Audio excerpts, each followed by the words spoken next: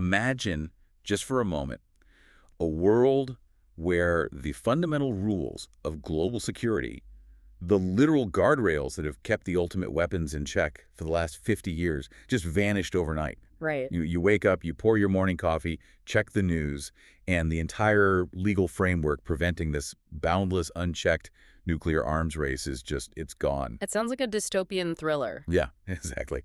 But it is the exact, undeniable reality we are living in right now. Welcome to this deep dive. It's a profound paradigm shift, and it's a shift that affects absolutely everyone, which is why we're going to spend some serious time unpacking it today. We really are, Yeah. because today is Wednesday, March 4th, 2026, and we are sitting exactly 1 month past a monumental turning point, February 5, 2026. The day the New START Treaty officially expired. Exactly. And with its expiration, the last remaining legally binding numerical limits on the nuclear arsenals of the world's two largest powers just dissolved into the ether. Yeah.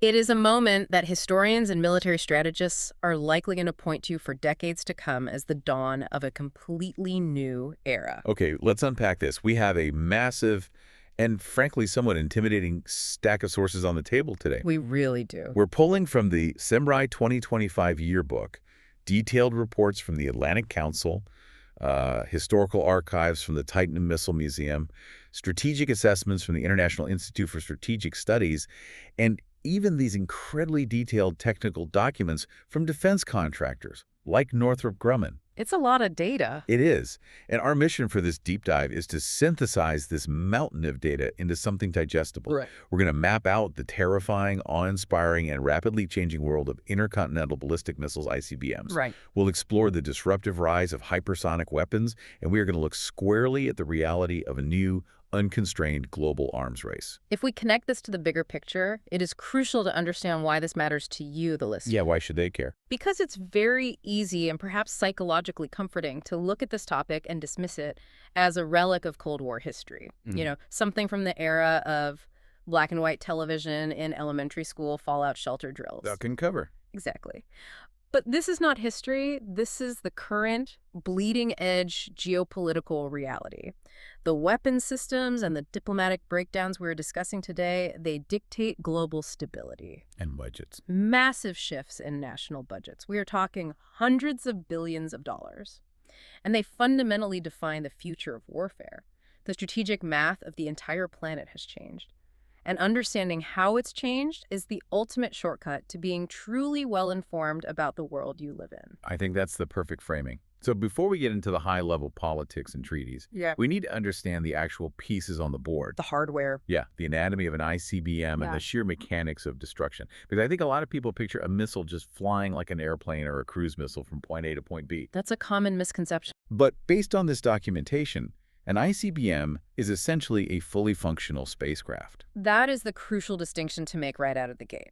The operational utility, the destructive reach of an ICBM, is entirely based on its ability to leave the Earth's atmosphere, utilize the vacuum of space for high-velocity transit, and then plunge back down. The three-phase journey. A flight path that engineers break down into three highly distinct, complex phases. Let's walk through them, because the physics here are mind-bending. Phase 1 is the boost phase. Right. This is the cinematic part, the massive pillar of fire lifting out of an underground silo.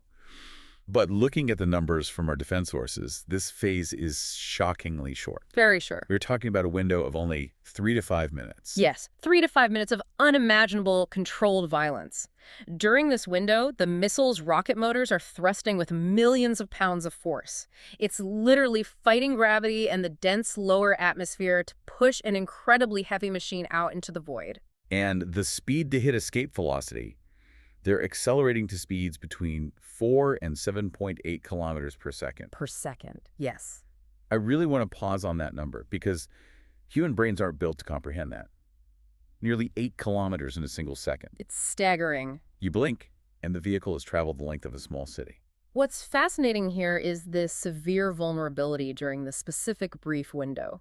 While it's accelerating, the massive rocket plume is emitting a blindingly intense infrared signature. Like a beacon. Against the relatively cool background of the atmosphere and space, that heat plume is a blazing beacon. It makes the missile a prime, highly visible target for space-based early warning sensors. So if you're in a command center, this is the exact moment your satellites scream that an attack is underway. Exactly. But actually intercepting it during this 3 to 5 minute window is the holy grail of missile defense. It's incredibly difficult because the engagement time is so short, the vehicle is accelerating so rapidly, and your interceptor would have to be stationed incredibly close to the launch site. Which brings us to phase 2, the mid-course phase. And here's where it gets really interesting and, frankly, terrifying. The longest part of the flight? Yeah, roughly 20 to 25 minutes. The missile is now in the total frictionless vacuum of suborbital space, reaching up to 4,500 kilometers above the Earth. To put that in perspective for our listeners, the International Space Station orbits at about 400 kilometers. Okay. The Hubble Space Telescope is at roughly 530 kilometers. These ICBMs are flying more than 10 times higher than the ISS. They are deep in the exosphere. So it's way up there. But the missile doesn't look like a missile anymore, does it? The main booster rockets burned out and dropped away. Right. What is left coasting through the vacuum is something the documentation calls the post-boost vehicle, or the PBV. In defense circles, they call it the bus. Yes, the bus. I love the bus analogy. Or like a high-tech orbital delivery truck. It's coasting through the vacuum, using tiny thrusters and computerized inertial guidance to make minute adjustments. But it's not carrying just one package. And this is where the concept of MIRVs enters the conversation. Multiple independently targetable reentry vehicles. The MIRV is arguably the most significant destabilizing force multiplier in the entire history of ballistic missiles. Before MIRVs, an ICBM carried one massive warhead to one target. One missile, one city. Exactly. The bus fundamentally changes that architecture. It essentially drives to a specific point in space, calculates the precise physics required, and drops off a reentry vehicle, a warhead, on an unalterable ballistic trajectory toward target A. Okay. Then it uses those small thrusters to maneuver, shifting its orientation in space, and drops off a second warhead aimed at target B, which could be hundreds of miles away from target A. So one launch can strike half a dozen completely different cities or silo fields. It repeats the process until the payload is empty. But the delivery truck isn't just dropping live warheads. The sources highlight it's also throwing out an array of penetration aids. Metallic-coated balloons, clouds of aluminum chaff, decoys. Designed to look exactly like a warhead to a radar system. This is where the physics of a vacuum become a nightmare for the defender. If you drop a feather and a bowling ball on Earth, the bowling ball hits first because of air resistance. Right. But in the vacuum of space, there is zero air resistance, no aerodynamic drag. Therefore, a lightweight, empty metallic balloon travels at the exact same speed and trajectory as a dense nuclear warhead. So if I'm a defense operator sitting in Alaska looking at a giant radar screen, I don't see one warhead. I see a massive cloud of dozens, maybe hundreds of radar contacts. And you have absolutely no physical way to distinguish the lethal warhead from an empty balloon. That's a math problem you can't win. You've hit on the exact mathematical paradox that defines missile defense. You would have to launch an interceptor to destroy every single object in that cloud to guarantee you stop the actual warheads. If 10 missiles are launched and each drops 10 warheads and 40 decoys, you have 500 targets. It mathematically bankrupts any defense system. It does. But returning to the flight path, after that 20 to 25 minute coast, gravity inevitably takes over, pulling that cloud back toward Earth. This initiates the third stage. The terminal phase. The descent. And reading through the technical specs, it sounds like absolute hellfire.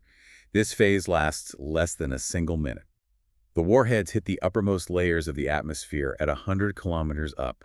And because they're falling from deep space, they're traveling at speeds exceeding 24,000 kilometers per hour. The physical forces at play here are almost incomprehensible. I mean, the friction alone. As they hit the thickening air at 24,000 kilometers per hour, they experience massive deceleration forces, G-loads that would instantly crush a human being, and the aerodynamic heating is extreme. The air cannot get out of the way fast enough, so it compresses. And that compression creates heat. Heat so intense the air molecules rip apart, the warhead is literally engulfed in superheated, glowing plasma. How does the bomb inside not just melt into slag? Yeah. The firing mechanisms for a nuclear core are delicate. That is the engineering marvel of the reentry vehicle. To survive temperatures that rival the surface of the sun, modern reentry vehicles use specific cone-shaped geometries, and crucially, they are coated in what are called ablative materials. Let's define that, because ablative is a very specific engineering term. An ablative material is a substance designed to intentionally burn off or erode in a controlled manner, usually advanced carbon composites. As the plasma heat attacks the cone, the ablative shield absorbs that energy. So it melts. It vaporizes. It turns from a solid into a gas. As that gas blows away in the slipstream, it carries the immense heat away with it. It sacrifices its own outer layer to create a boundary of cooler gas, protecting the delicate payload inside all the way down. Brilliant engineering for the darkest possible purpose. And even with all that friction bleeding off speed, near the ground, it's still moving at 300 kilometers per hour. You cannot shoot that down with a conventional anti-aircraft gun. No. So we have the violent boost, the silent midcourse with the MIRVs, and the fiery terminal descent. But the hardware itself, the rockets, has evolved immensely. Understanding the fuel is the absolute key to understanding readiness. Let's look at liquid fuel first. Historically, liquid fuel was incredibly complex and dangerous. The archives from the Titan Missile Museum provide a perfect case study. Early ICBMs relied entirely on liquid propellants. Like the American Titan II, deployed back in 1963. Massive machine, 9-megaton warhead. But liquid fuels are volatile. Some required cryogenic temperatures, supercooled, almost absolute zero. And that extreme volatility means you cannot just leave the missile fully fueled in a silo for months. The chemicals would eat through the tanks or boil off. So early liquid-fueled missiles often had to be fueled immediately prior to launch. That process could take hours. Pumping thousands of gallons of volatile liquid into a rocket takes time. This raises an important question regarding strategic vulnerability. Right, because if my enemy launches a surprise attack, it takes 30 minutes to reach me. If it takes me 2 hours to fuel my missiles are destroyed in their silos before I can even turn the key. It practically invites an adversary to attack first. To solve this, engineers developed storable hypergolic propellants. I saw that term in the Russian arsenal data. Yeah. What makes a fuel hypergolic? Hypergolic propellants are a combination of fuel and oxidizer that ignite spontaneously the absolute second they touch each other. No spark needed. Sounds dangerous. Highly toxic, corrosive, and dangerous to handle, but they can be stored at room temperature inside the missile for longer periods. Modern Russian systems, like the massive RS-28 Sarmat, still use liquid hypergolic fuel. Why stick with liquid if it's so toxic? Because it provides immense lifting power. That raw thrust is what allows the Russian Sarmat to carry a staggering 10-ton payload to orbit. Wow. But it still involves complex plumbing, valves, and a massive logistical footprint. Which brings us to solid fuel. According to the CPRI data, solid fuel is the modern standard for the U.S., and we're seeing China and North Korea transition to it fast. Solid rocket motors are entirely different. They use a precast mix of fuel and oxidizer. It looks almost like a giant, solid, rubbery cylinder cast directly inside the rocket casing. Like a giant model rocket engine. Precisely. Okay. Because it's stable, you can store it in a silo or on a mobile launcher for years with minimal maintenance. So, tying this back to strategy, solid fuel allows for near instantaneous readiness. It is the technological enabler of a launch under attack posture. If radars detect incoming missiles, you don't have hours, you have maybe 20 minutes. Solid-fueled missiles can be launched within that window. You get off the ground before you get wiped out. Exactly. So solid fuels allow instant launches, and MIRVs allow one missile to unleash a swarm of warheads. Going back to MIRVs, the report suggests the strategic math of the MIRV completely changed international diplomacy. It fundamentally altered the cost-exchange ratio of the Cold War. Before MIRVs, if an adversary built one new missile, you could conceptually build one interceptor to shoot it down. A 1-to-1 ratio. But with MIRVs, one new missile means 10 warheads and 50 decoys. To defend against that single launch, you have to build 10, 20, or 50 interceptors. The curve shifts dramatically to the offense. Both the U.S. and the Soviet Union realized in the late 60s and early 70s that an effective defense against MIRVs would be financially ruinous. You'd bankrupt your nation. Yes. This realization was the direct catalyst for the 1972 Anti-Ballistic Missile, or ABM, treaty. Both sides agreed to strictly limit their defensive systems. They codified mutual vulnerability to prevent a runaway offensive arms race. So what does this all mean? The terrifying nature of the technology forced the creation of constraints. But now, in 2026, we are looking at the total collapse of those constraints. This brings us to the collapse of arms control. To understand how we arrived at this precarious moment, we have to look at the timeline. Not just dates, but a chain reaction of escalating paranoia and technological leaps. The Titan Missile Museum sources map this out clearly. 1945, The U.S. demonstrates the atomic bomb. Western intelligence thought it would take the Soviets a decade to catch up. But aided by espionage, the Soviet Union tests its first weapon in 1949. The race is on, and that brings us to 1957, Sputnik. The first artificial satellite. I think it's crucial to analyze why Sputnik was such a psychological earthquake. To the Pentagon, if you can put a metal ball into orbit, you possess a rocket powerful enough to put a nuclear warhead on top of it and drop it on Washington, D.C. from space. That is the exact strategic implication. Sputnik proved the oceans no longer protected the U.S.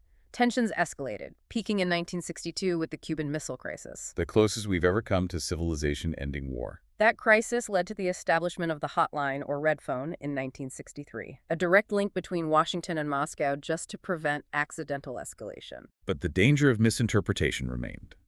Fast forward to 1983, a NATO exercise called Able Archer. Able Archer is a terrifying case study in human error. NATO was running a routine command post simulation of a nuclear strike, but U.S.-Soviet relations were incredibly strained.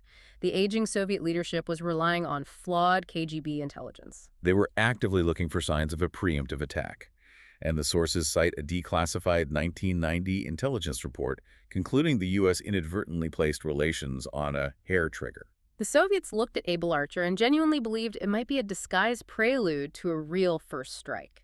They readied their own nuclear forces. It's terrifying how easily a simulation could have ended the world. But eventually the Cold War ended, 1991. The world entered an era of bilateral reduction treaties. We started dismantling weapons. And the pinnacle of this era was New START. The New Strategic Arms Reduction Treaty. Signed in 2010 by U.S. President Barack Obama and Russian President Dmitry Medvedev. Let's dig into what this treaty actually did. The beauty of New START was its simplicity and rigor. It established legally binding numerical limits. Both nations were capped at exactly 1,550 deployed strategic warheads and 700 deployed launchers, silos, subs, and bombers. But a piece of paper is useless if you can't verify it. Exactly, which is why New START included a robust, highly invasive regime of on-site inspections. American inspectors could travel to Russian bases, visually count the warheads, and verify the data, and vice versa. Trust but verify. But then, according to the CPI and Arms Control Association sources, the architecture began to crumble, a slow decay. It tracked with the broader deterioration of U.S.-Russia relations. In 2023, citing geopolitical conflict, Russia formally suspended its participation in the on-site inspection regime. The inspectors were locked out. Yes. As the February 2026 expiration date approached, Russian President Vladimir Putin offered a proposal. Russia would continue observing the numerical limits for 1 year post-expiration, provided the U.S. reciprocated. But, and this is the massive caveat, the offer contained absolutely no verification mechanism. And from a strategic standpoint, an arms control agreement without verification is a strategic liability. Without inspectors on the ground, Washington assessed the offer as unacceptable and ignored it. And as we report this strictly based on the synthesized facts from our sources, the result is that on February 5, 2026, the treaty officially expired. For the first time in over 5 decades, there are no legally binding numerical limits and no verification protocols governing the 2 largest nuclear arsenals on Earth. So the multi-billion-dollar question. What happens right now? The rules are gone. What's the immediate consequence? The documentation talks extensively about uploading, and the math is unsettling. Uploading is the most immediate danger. To comply with New START, both the U.S. and Russia deployed many of their missiles with far fewer warheads than they were engineered to carry. They deliberately underloaded them to stay under that 1,550 cap. So, using the bus analogy, they had a bus built for 10 packages, but only put 3 in the back to obey the speed limit. Empty seats on the bus. Exactly. But now, with no limits, they can fill those empty seats. The hardware already exists. Take the U.S. Trident II submarine missiles. Under New START, they typically deployed with 4 or 5 warheads. Without limits, they could easily be uploaded to carry 8 each. Just by adding them back into the payload section. Yes. On the Russian side, the RS-24 Yars missiles, which carried 3 or 4, could jump to their maximum of 6. The U.S. Minuteman III force was demerved years ago to carry just a single warhead. They could be refitted to carry 3. So if both sides simply maximize the physical capacity of the missiles they already have sitting in silos right now, what happens to the numbers? Their deployed arsenals could essentially double in a matter of months, from 1,550 to well over 3,000 warheads each. It just requires turning a wrench and updating software. Terrifyingly fast. So why can't the diplomats just draft a new treaty? This brings us to the trilateral dilemma. For decades, it was a binary Washington-Moscow affair. But the geopolitical landscape has fundamentally shifted. The rapid rise of China's nuclear forces has broken that framework. The Trump administration insists China must be included in any new treaty. You can't lock the U.S. and Russia into limits while a rising superpower builds unconstrained. But the sources say China flat out refuses. Their stance is minimum deterrence. They're saying, our arsenal is a fraction of yours. You reduce to our level first, then we'll talk. Meanwhile, Russia insists that if we count Western adversaries, then the nuclear forces of the United Kingdom and France must be counted in any overall Western total. The objective analysis drawn from these think tank reports is stark. Traditional two-party arms control is dead. We are in uncharted waters. Which means we need to look at what weapons are actually on the board right now, today, to truly grasp this trilateral reality. Let's look at the CPRI 2025 data. As of January 2025, a total global inventory of 12,241 nuclear warheads. And of that, approximately 9,614 are sitting in military stockpiles, attached to missiles or stored at bases. Let's break down the United States. The backbone of the U.S. land-based deterrent has been the Minuteman III.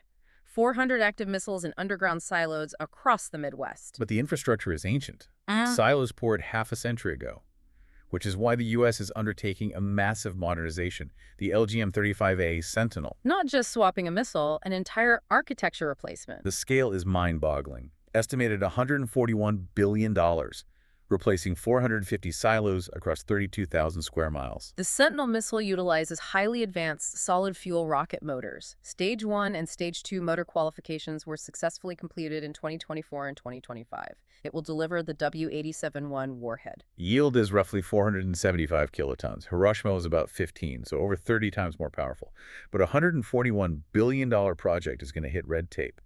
How is the Pentagon managing this? The sources specifically note a major administrative restructuring. Secretary of War Pete Hegseth created a Direct Reporting Portfolio Manager, or DRPM, to cut through the Pentagon bureaucracy. What does a DRPM do?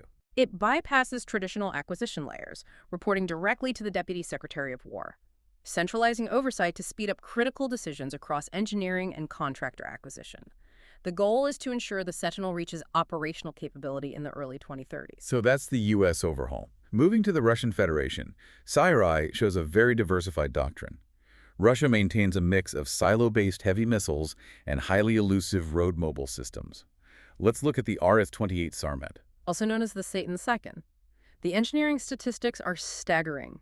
It is officially the most powerful, heaviest missile in the world. A massive, liquid-fueled behemoth. Stands 35.3 meters long, weighs over 208,000 kilograms.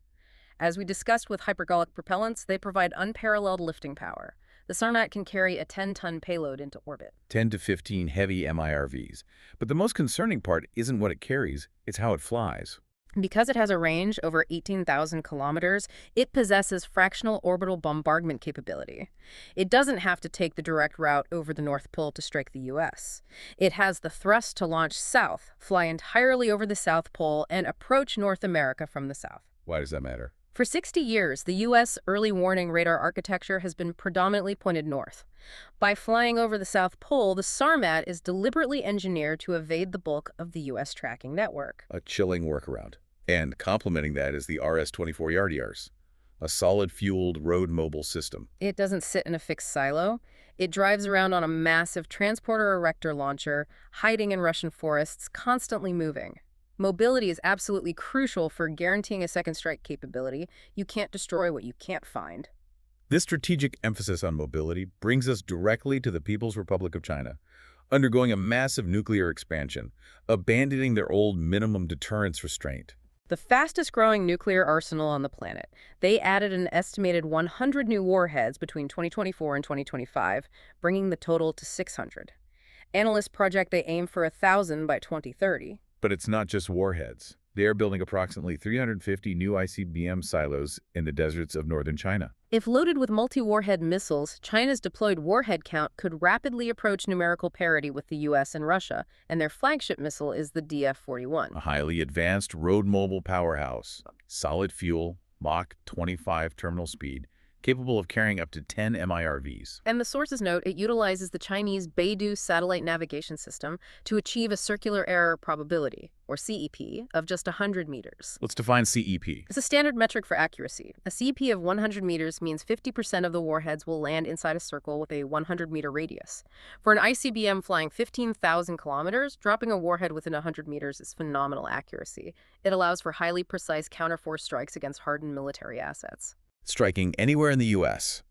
But the emphasis on solid fuel mobility isn't limited to the superpowers. North Korea has achieved a massive strategic milestone here. Rapidly transitioning from clunky liquid-fueled prototypes to highly operational solid-fueled systems. The Hwasong-18 and the massive new Hwasong-19, which debuted in late 2024. It's an absolute behemoth, 28 meters long. Requires a custom 11-axle transporter erector launcher just to move. In a recent test, it flew a highly lofted trajectory to an altitude of over 7,600 kilometers. Analysts estimate its standard range is well over 15,000 kilometers, comfortably bringing the entire U.S. mainland into range, and it's designed to carry MIRVs. Why does their shift to solid fuel matter so much? It's a nightmare of shoot and scoop. Preparing a liquid-fueled launch involved a visible convoy of fuel trucks. Intelligent satellites could spot it, providing a window to potentially execute a preemptive kinetic strike. Hit them before they hit you. But solid-fueled missiles erase that warning window. These massive 11-axle launchers can hide deep in mountain tunnels, drive out, and fire in a matter of minutes. The map of threats is expanding. The sources note India developing advanced canisterized missiles sealed in climate-controlled tubes for instant launch. Pakistan is expanding to counter India. Israel is upgrading Jericho missiles. And the UK and France are modernizing, with France pushing a European dimension to its nuclear umbrella. The technological diversity is incredible. Yeah. But beyond just raw numbers and fuel, there is a fundamental technological disruption altering the very physics of how these weapons fly. The hypersonic disruption. Where immense speed meets atmospheric maneuverability. Now, I want to clarify a misconception. When people hear hypersonic, they think it just means really fast. A fundamental misunderstanding. Right, because traditional ICBMs are already hypersonic. The disruption here is about sustained maneuverability within the Earth's atmosphere. Precisely. A traditional ballistic missile follows a predictable parabolic arc through space. Gravity and momentum dictate where it lands. Computers can calculate the exact impact point. But hypersonic glide vehicles, or HGVs, throw Newtonian physics out the window. They are launched on a traditional booster, but re-enter the atmosphere much earlier. They use advanced aerodynamics to glide or skip along the thickening air. Like skipping a stone across a pond, but at Mach 5 or higher. Russia's Avangard system averages Mach 10 up to Mach 20. And this flight profile terrifies defense planners for 4 distinct reasons. First, unpredictability. It uses aerodynamic lift to perform lateral maneuvers mid-flight. So the computer calculating the arc is useless. Completely useless. It could look like it's heading for New York and violently bank to strike Washington, D.C. Second reason, radar evasion. Because it glides along the upper atmosphere, it flies below the radar horizon of traditional ground-based warning systems. The curvature of the Earth hides it. By the time it pops up over the horizon, it's practically right on top of you. Which leads to the third reason, time compression. A traditional ICBM launch gives leaders 20 to 30 minutes to decide on a response. Hypersonic weapons compress that to just a few minutes. You remove the time necessary for human deliberation. And fourth, ambiguity. HGVs are dual capable. They can carry conventional explosives or nuclear warheads. A scenario that keeps strategists awake. If a radar detects a glider coming in at Mach 10, leaders have no physical way of knowing what's inside it. A conventional strike on a radar base or a nuclear decapitation strike. The terror heavily incentivizes a worst-case assumption, vastly increasing the risk of accidental nuclear escalation. The U.S. is pushing incredibly hard to catch up in the hypersonic race. Major U.S. programs are in development. The Army's long-range hypersonic weapon, Dark Eagle, the Navy's conventional prompt strike, and the Air Force's ARRW and HACM. But the Atlantic Council report highlights that expendable hypersonic missiles aren't enough. They argue for reusable hypersonic aircraft. Drones that can fly at Mach 5, conduct persistent intelligence, surveillance, and reconnaissance ISR, and return to base. Why is that better than a satellite? Satellites have predictable orbits. An adversary knows when they're overhead. A reusable hypersonic drone could penetrate contested airspace at Mach 6, locate elusive mobile targets like the YARS or DF-41, and relay targeting data or strike them directly, surviving to fly another day. So synthesizing everything. No legal limits, massive modernization, solid-fueled mobile launchers everywhere, and radar-evading hypersonic gliders compressing reaction times to zero. How does a nation even begin to defend against this? It requires an architecture exponentially more complex and expensive. The sources discuss the Trump administration's proposed Golden Dome. Right. A comprehensive multi-layered missile shield protecting the U.S. from all incoming ballistic and hypersonic threats. Estimated cost, $500 billion.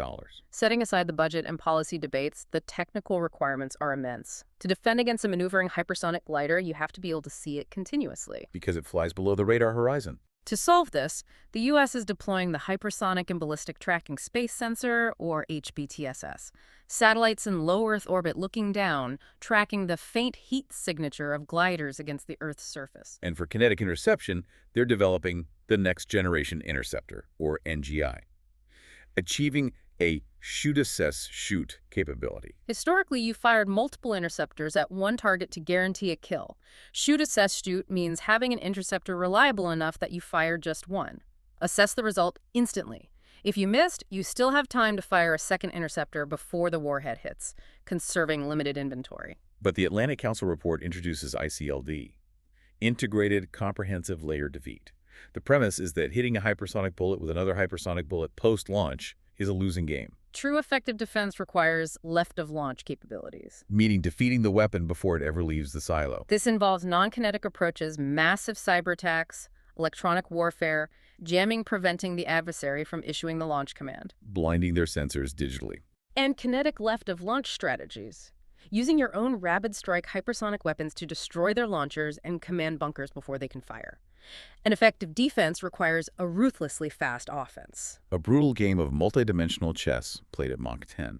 Which brings us to the end of our deep dive.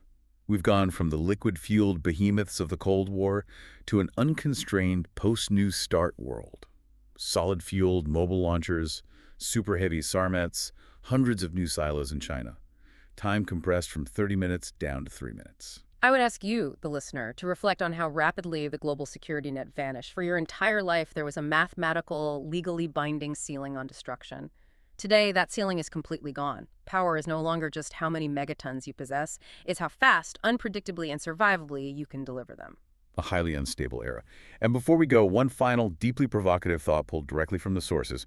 What happens to the software running the show? The chilling, near-future concept of deep artificial intelligence integration into NC3. Nuclear command, control, and communications. Because hypersonics reduced decision time to mere minutes, military planners are looking to AI to process overwhelming early warning data. An AI can calculate the threat infinitely faster than a human. But experts warn of a terrifying risk: algorithmic instability. What does that look like? Ponder this. What if an AI misinterprets data from a dual-capable hypersonic launch, misidentifies a conventional strike as a nuclear decapitation strike, or hallucinates a threat based on a sensor glitch? With only 3 minutes to react, leaders may be forced to blindly trust the machine. A machine learning error, bypassing human judgment entirely, triggering an unstoppable hypersonic escalation. Removing human doubt and intuition from the most consequential decision in history. It is definitely something profound to mull over as you observe the geopolitical maneuvering in this post-New START world. Thank you so much for joining us on this deep dive. As always, keep questioning what you read, keep analyzing the forces shaping our world, and most importantly, stay curious.